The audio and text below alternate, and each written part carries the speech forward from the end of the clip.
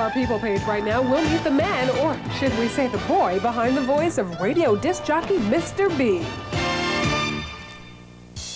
Every Friday night, Mr. B and James Andrews get their coats on and head out into the cold night. Mr. B is on his way to work, and James, he'll be there to keep him company. Several minutes later, they arrive at WWUH, a radio station on the University of Hartford campus. They're the only ones in the building. Mr. B is scheduled to go on the air with his soul and rhythm and blues program in a few minutes. He heads out for a last-minute check. That's right, this is Mr. B, Brian Andrews. He's 12 years old and holds a clear claim to be the area's youngest DJ. Brian tells us how he got on the air. One day in the summertime, it was the end of August, me and my father, we went up to the radio station, and they took me through the training program, and I told them that I wanted to be a disc jockey, and they laughed because they thought it was kind of funny. My first reaction was very incredulous. You know, we have had other young kids come up, and basically, you know, they hang around for a couple days and then they fade away. So I kind of humored Brian and said, sure, you know, go through the training session if you want, you know. Brian Usman is the program director at the station. You know, and then I spoke to his father, and his father told me that radio was the only thing he had ever been interested in since he was a baby. He didn't say anything to me, but I'm sure he probably said, wow, yeah, 12-year-old wanting to be a DJ. I gave him a chance to make a tape, and when I listened to it, I was amazed because it was the best tape that I'd heard all summer long. A couple of weeks later, he gave me a show. It's about 12:04 right here in West Hartford, and you are in tune to the Friday Night Gothics with Mr. B. I'm going to take you up until 3 o'clock. Coming up next, the sounds of Grand Mixer, DST, and Crazy Cuts on UHFM. Mr. Andrews says Brian's always been interested in music. In fact, he even learned to read from record labels. We would go around during the day to different record stores, and I would buy Brian records. And what I would do is, I told him that he had to know the artist and the label before I would give it to him. And then one day, he started reading off of the list they have in the store. And I think he did about 5, and I said, hold it. You know, that was it. And he's been reading ever since. Brian's articulate and intelligent, but he's not old enough to have his own FCC license to operate the controls at the station.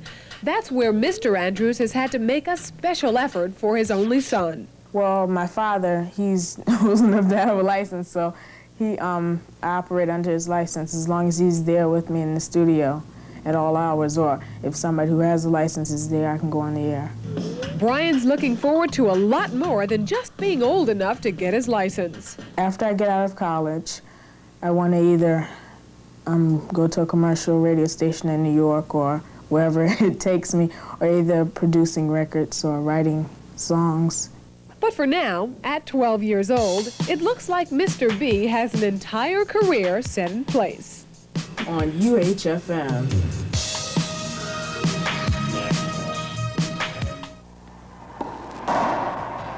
The council will be voting on whether to add more foot patrols in the city. We'll have the latest on that at 11 as well. Finally today, if you like to listen to the newest rock music on the radio, where do you turn on the dial? As Harlan Levy reports in our Connecticut Close-Up today, there's not much choice these days.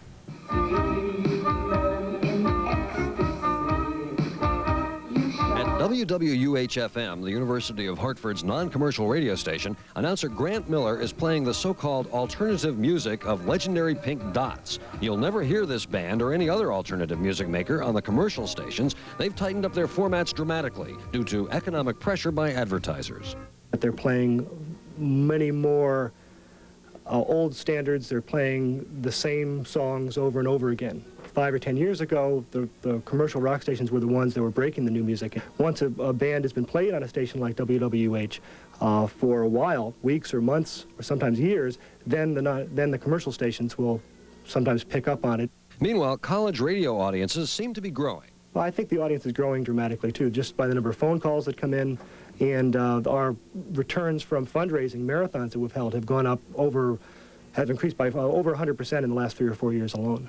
Merv Amos, Capitol Records District Promotion Manager, gives as many as 5 new records a week to WWUH, records the commercial stations reject. It serves a purpose to break new acts, and it's happening. It's been happening now in the past 2 years, 3 years, and we see the results. If the commercial stations aren't playing it and the sales are starting to happen. Trade journals like the Gavin Report show what alternative music college radio stations are playing, and that makes a market for the 25 to 50 records of this sort that come out every week. Of the end of the world as we know it. Some of it's way out. I cannot, you'd have to hear it. If I played you Skinny Puppy, you'd probably say to me, you could break a lease with these guys. But in 2 years, Skinny Puppy could top the charts at your favorite top 40 station. Harlan Levy, Connecticut News Today. And it's important to have a good nickname for your band. That's right. You used to be in radio. Did you ever do college? I wish I had. I always sing the praises of college radio, especially for news. Okay, that's Connecticut News Today. Thanks very much for being with us. For Bradfield and Mike Crispino, I'm